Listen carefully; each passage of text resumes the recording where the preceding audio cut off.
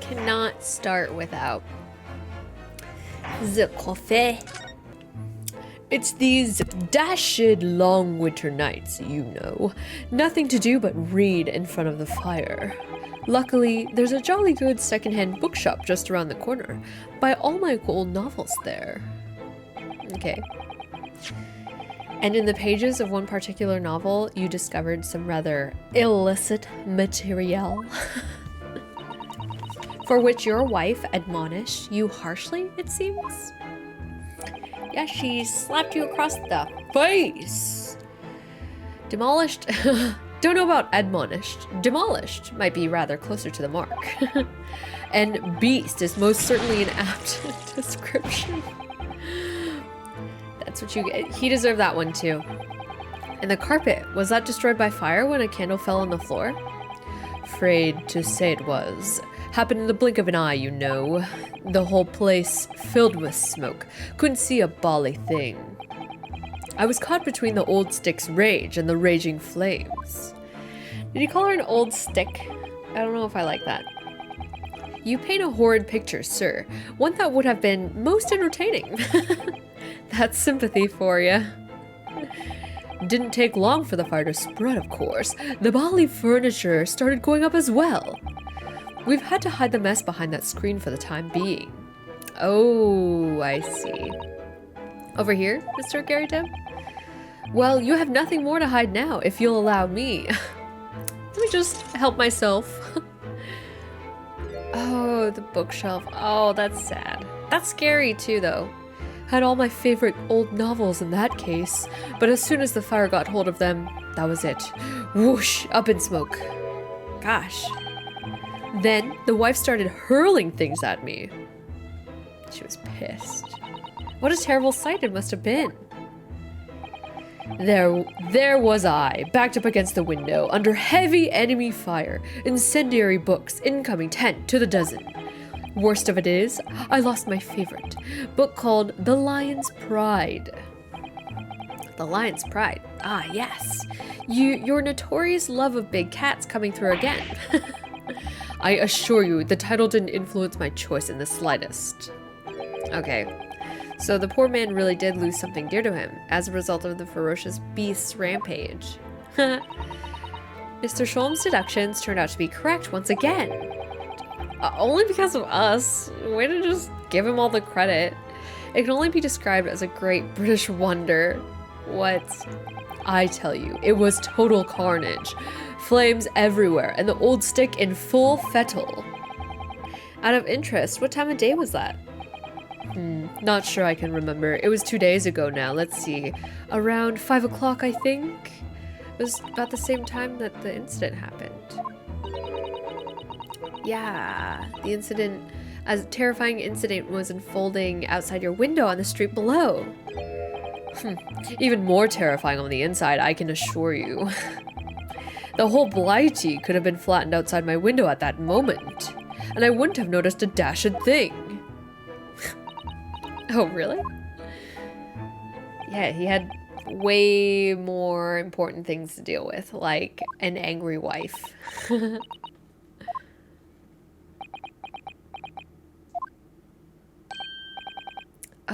Mr. Sholmes? Yes, Mr. Naruhodo? What can I do for you? Well, I think we've got to the bottom of Mr. Garideb's situation now. But what does it have to do with Mr. Natsume's circumstances? I can't help you there, I'm afraid. What?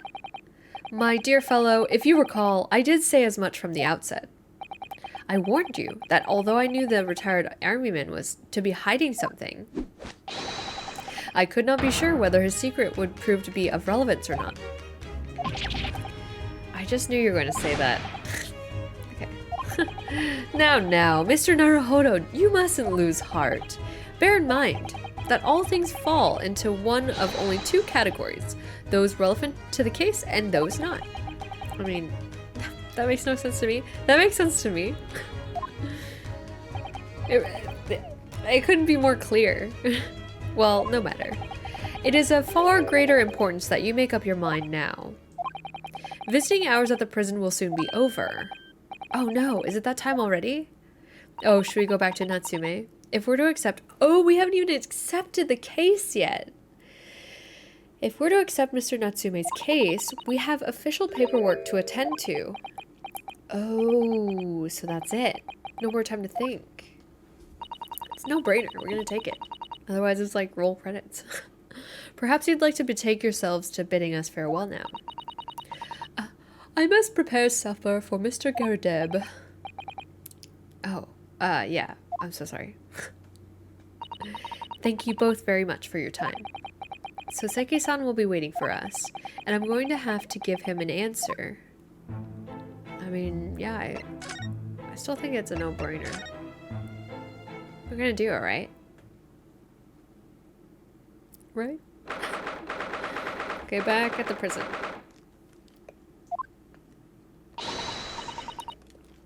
Wait, did we not go? Let's look here. Oh. What's the matter? It looks like something's going on over there in front of the Garadeb's house. What? Wait, what?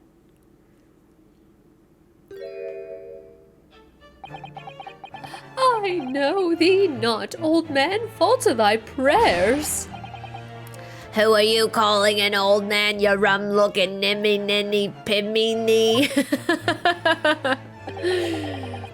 There are more things in heaven and earth, Horatio, than are dreamt of in your philosophy. Who's this Horatio fella, eh? What are you on about? Excuse me? What the... Who are you now? I'm sorry, it just looked as though there might be some problem here. And my associate here, Mr. Ryunosuke Naruhodo, is a lawyer, you see. Okay, we got the other things to deal with. Why are you just volunteering us to take care of everything, Susato? If I can be of any assistance, I'd be happy to help. No, we got things to do, places to be. I'm from Japan, but I have studied English law for 14 months, so I'm kind of a big deal. Fine, I'll be on my way for today, but you mark my words. This ain't over yet. Get thee to a nunnery. Do I look like a bloomin' nun to you? I'm trying hard, okay, guys? Still frame. I do hope you're not injured.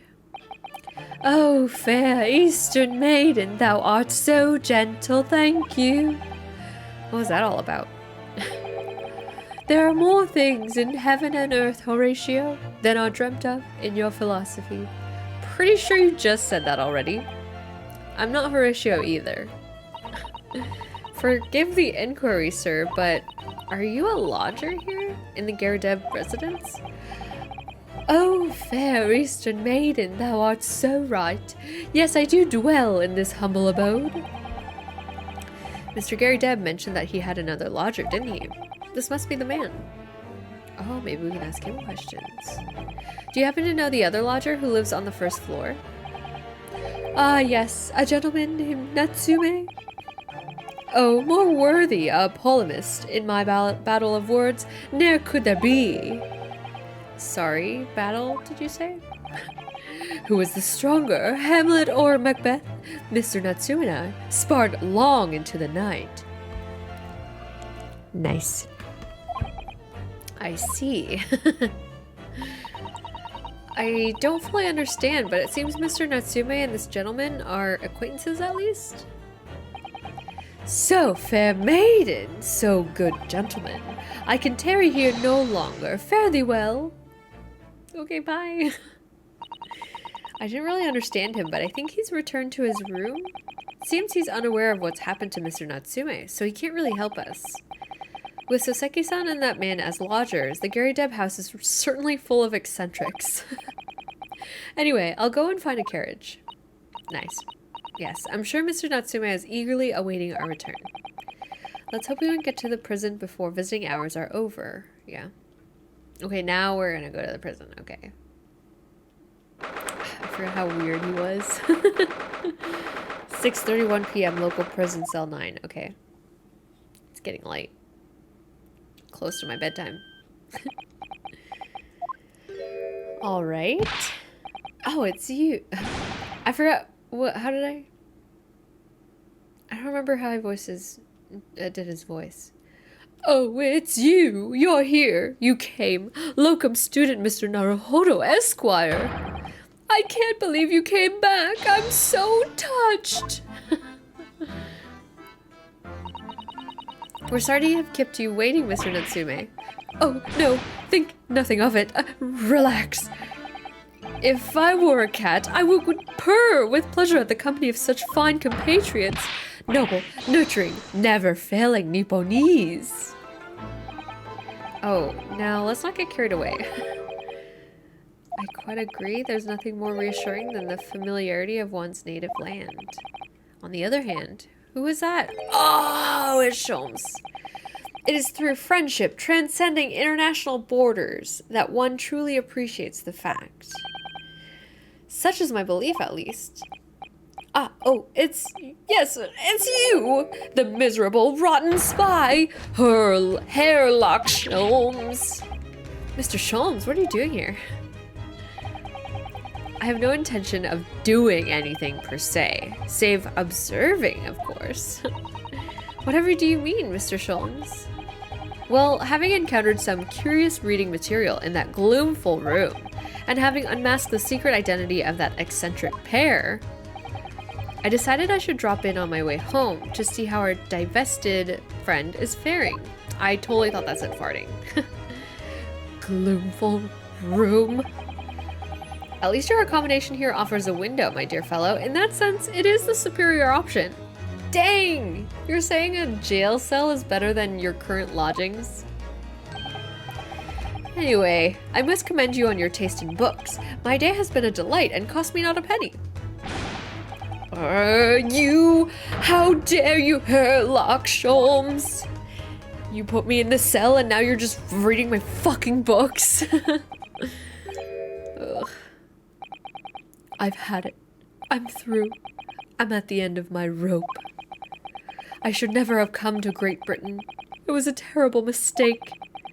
Haunted by spirits in those accursed lodgings, no doubt my luck will be cursed in tomorrow's trial as well. My whole life is bedamned. What are you thinking, Mr. Naruhodo?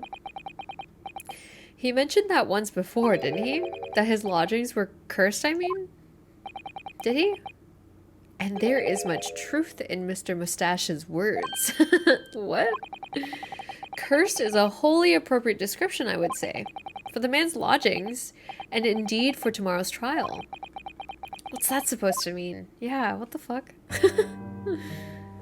Okay, let's talk to him about that. Mr. Natsume, what did you mean by what you said just now about the trial tomorrow being cursed? Oh, no.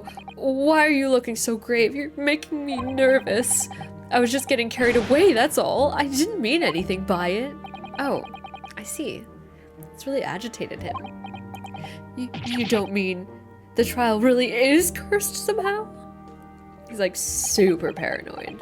Like, bro, chill. Are you referring to the prosecutor? The Reaper? The Reaper of the Bailey? The Reaper? Oh no, what do you mean? Please tell me. Summarize it succinctly in 16 salient words.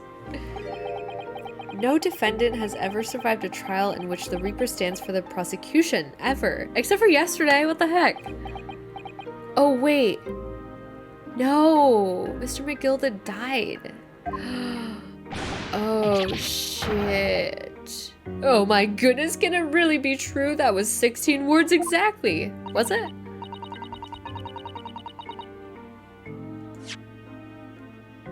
One, 2, 3, 4, 5, 6, 7, 8, 9, 10, 11, 12, 13, 14, 15, 16. What the heck? Yesterday, Mr. Naruhodo successfully defended someone against the Reaper. But then, after the trial was over, he got fucking burnt alive. He's crispy McCrisp. Mr. McCrisp, more like. The defendant passed away in unusual circumstances. Whoa, what? Sorry, bro. I am impressed, Mrs. Sato. You have an eye for detail. Actually, the Lord Chief Justice told us. Mr. Sholmes, surely it can't be that having failed to have the accused convicted, Lord Van Zieks killed the man himself? Oh no, he couldn't have, surely? Sure, could he? You have some wonderful notions. Sorry? Oh shit, this music. The man isn't a mass murderer. He's a court prosecutor, my dear fellow. Oh yeah. Why, of course he is. Of course he is? Then why are you trying to scare me? It could be said, however, that the real truth about the man is even more terrifying than your hypothesis. What on earth do you mean by that? I have no idea what they're talking about at this point. What are you even saying? Is it cursed or is it not? Van Zieks is a quite exceptional man. However, in London courts of law, exceptional does not equate to winning every case without exception. That's good. Saseki-san looks like he's going to cry tears of joy. Is he? Is it joy? As you are no doubt aware, in a British criminal trial, there is both a judge and a jury. The judge officiates based on the letter of the law, whilst the jury offers public opinion and common sense. It is an excellent system, whereby the defendant's guilt is considered from several points of view. However, public opinion in particular is somewhat easily manipulated. Right. Criminals and corrupt lawyers, for that matter, can use it to their advantage, by any means at their disposal, contriving evidence, calling imposters as witnesses, and so on. By such underhand means, those who would want to are able to sway the jury, which means that even in the light of irrefutable evidence, the prosecution can fail. But it means the wrong verdict can be passed. Ah, I love this music. And sadly is from time to time, my dear madam. It is simply the reality of the situation. And that's all right. However, those indicted by Lord Van Zieks cannot escape justice. Their fate is sealed. Oh my. Though the adjudication may see them leave the courtroom with their freedom, within months they all disappear. It is most striking. Disappear? But how? I like how we're just having this casual conversation right in front of him. By all manner of misfortune, sir. Perhaps they are trampled under a passing carriage. Perhaps they fall into the Thames and drown. Perhaps they're suddenly overcome by a raging fever, or perhaps attacked by highwaymen. Oh no, no, no! All examples of the reality of events here in London, I'm afraid, Mr. Naruhodo. Why are we so casual about that? Are we just gonna accept that? It's really weird. I knew it. I'm fucked! A dead dodo, done for, doomed. Okay.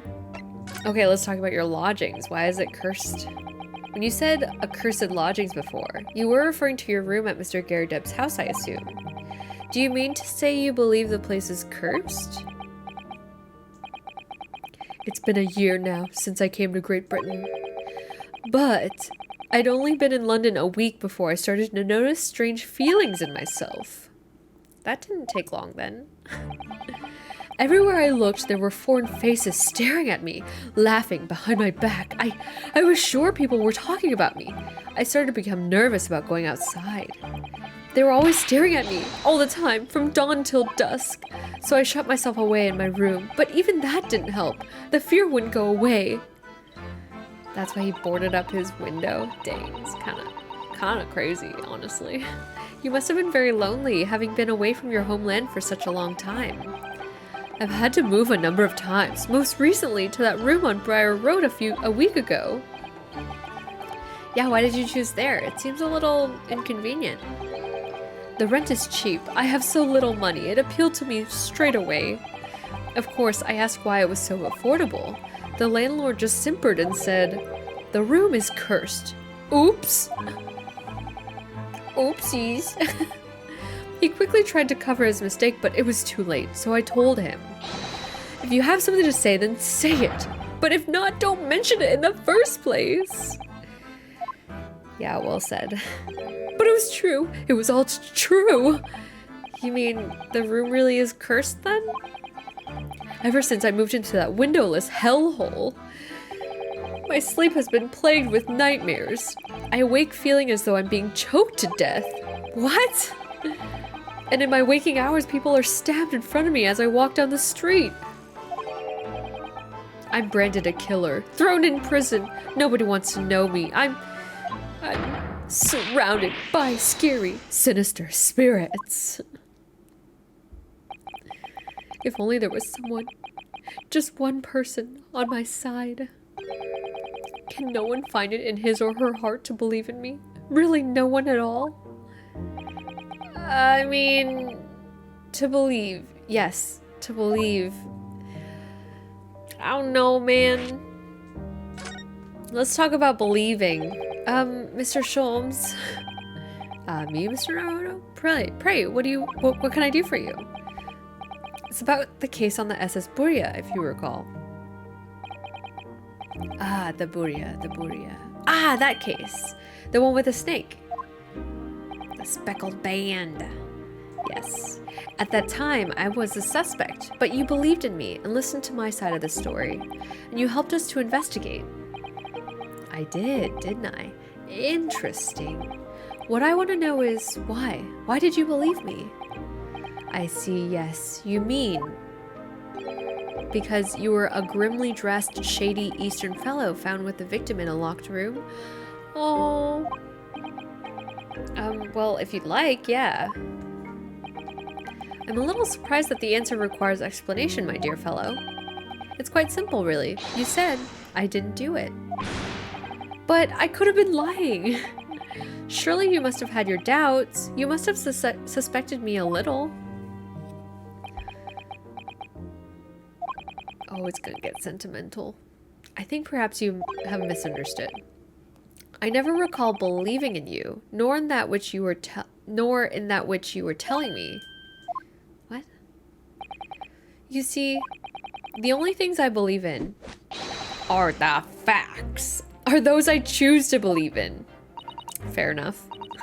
What do you mean, Mr. Sholmes? I make up my own mind about what it is to be believed and what is not. If I should like to believe in something, I do. The circumstances can hang as far as I'm concerned. What? That's kind of vague and situational. But I could have betrayed your trust. In that case, I should have made an elementary error of judgment, nothing more. Betrayal of trust is an overused excuse in my opinion. Meaning, whether or not one should trust another is, in the final analysis, down to oneself. It is a matter of whether or not one can trust oneself. Yes, he's right, locum student Mr. Naruhodo Esquire. Whether or not I can believe myself. Oh, a defense lawyer is only as good as his faith in his client. And that comes down to how much faith he has in himself. How the fuck is he dead still? I can't believe it. That makes me so sad. You are so right, Kazuma. I miss you every day.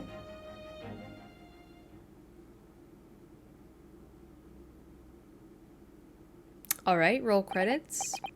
Well, my dear fellows, it is time we were leaving, I believe. Already? Visiting hours are over. The guard will be here shortly to escort us out. There is a restaurant near here that serves excellent trout. Would you care to join me? Oh, hell yeah. Yeah, Soseki-san, do you want to come too? Do you want to just, like, leave your cell? We'll be right back. There's never enough time, is there? Oh, jeez.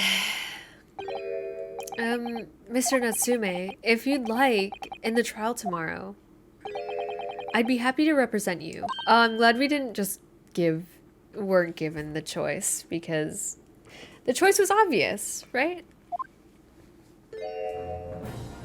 Oh, locum student, Mr. Naruhodo Esquire. As I said, I only experienced a British courtroom for the first time yesterday. And although the man I was representing was found not guilty, I lost sight of something crucial. Something crucial? What to believe in? The defendant? Justice? Or the truth? How to believe even? But I think I've finally worked it out. I've decided I must believe in myself above all else, to trust my instincts. Yes, Mr. Naruhodo. Oh, that's so cute. And my instincts are telling me that you, Mr. Natsume, are innocent of this crime. And it's imperative that we prove that in court. Oh, locum student, Mr. Naruhodo Esquire. I will fight for your innocence until the bitter end with every weapon available to me. So I hope you'll permit me to represent you tomorrow.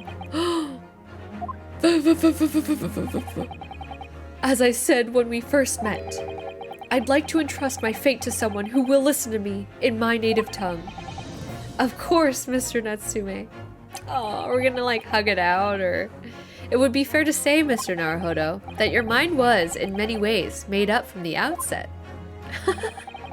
You merely needed the events of today to fully realize it. Oh, everyone's being so supportive. What the heck? Yeah, I think you're right about that. It's been a roundabout journey, but I got there in the end.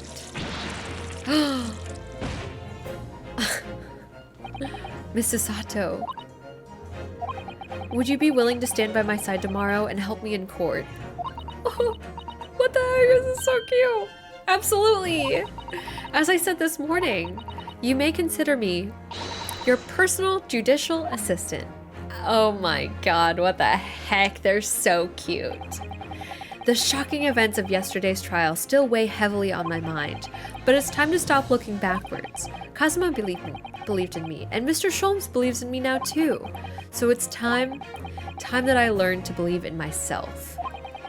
So Seki-san has no one. He's all alone, so it's my job to help him, to fight his corner. Tomorrow, in the courtroom, with all the strength I can muster. Yes! Wow! Oh, to be continued. Wow. That was so good. What a great end to this part.